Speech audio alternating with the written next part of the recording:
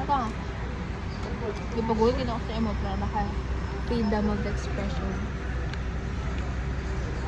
Freedom of expression. Ito siya ang book ba? Ito siya. Ako akin ibaga tungod sa kaspa.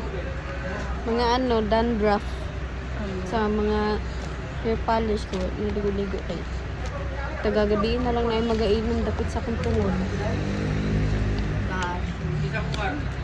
Bawas maligo pa rin. Bagay naman po. Ayun nga ba yung kayo? Natin mo pa itong sa likos ko na kanakitaan. Kaso lang kay wala na po siya signage. What if nakita mo, ay, tinalan ko dito sa ko ang BH. I love my BH. Galing mo. Nakangita man ni Jazz ka to ganing Becky dito sa pinakatumoy. Nag-explore ni kay nag-ano siya dayon sa BH. Nagpapilo ko dito sa WCF. Kami nakitaan na 3.5 kaso lang kay gamay siya. Mas dako pa itong nakain ko nga mas dako pa yung Hindi rin may yung gamit nila. Nana sila nga mong gipangita daw kay balay na daw. Ang gipangita po kay na ka ng rent to own wood. Mag-rent na kayo na. Kung sa mga una mo, padugayan.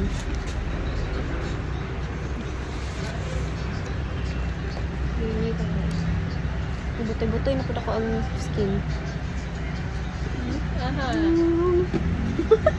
Adri. Hindi ka na. Kasi sila magbarbar na kanya. Ano kung wala anak mo, hindi ko may nga na.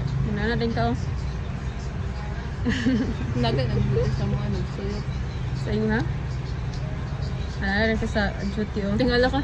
Buhay ko sa lokal. Anak kayo ka oh. Nasa karin. Wala na. Buhay na siya. Para sa buwang. Siguro mara sa pwede. Mara sa Lalaki? bayot. Oops, yun lang yun. Yun na ba sa mga anak sa Nicole ba? Hello, thank you for calling Compass Business. Hindi ay. Gafin ko ba? Kung status na rin kay ako ang topic ko sa dating. Coaching ko kayo. Ay nakaduha ba ako gisat mo first na kung survey, duha dito gisat.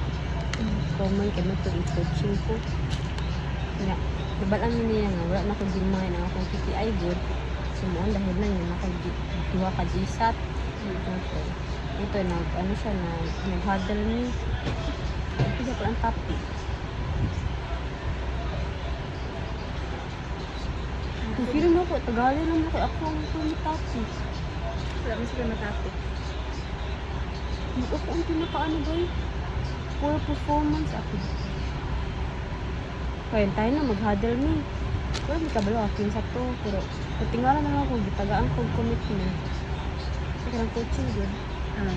Ikaw man kay ang topic sa katong coaching kay about sa ko ang commitment.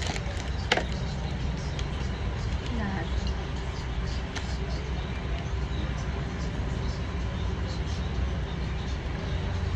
Para okay dito ka. Kaya okay na ba ito akong gano'n? Tabalo ka dito pa sa mga work.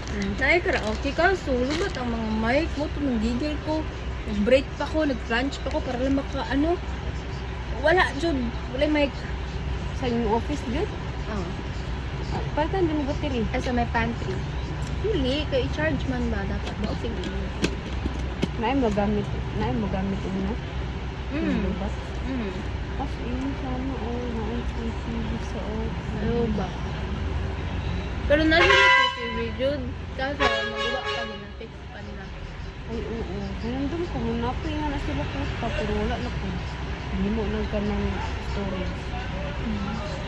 Baka ginaayo man, nakakantay ko ito ka isa. Kasi hindi ko ang mic.